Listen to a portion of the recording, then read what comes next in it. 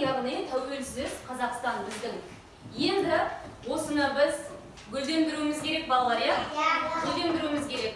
Біз тұрып жатқан ауылымызды, қаламызды, мынау отырған мектебімізді гүлдендіруіміз керек қой, иә? Онда сендерге сұрақ. Біздің туымыз қандай түс? Тағы рәміздерімізде не жатады? Жоқ. Ел? Кел, бір-бірлеп жақсы.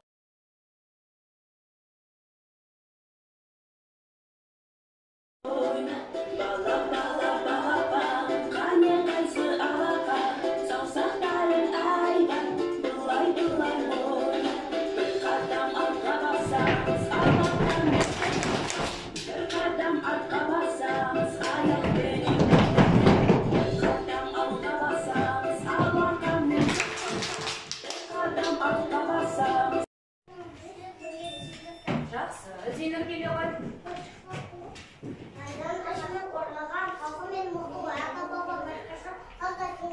Жақсы, Айша келе ғой.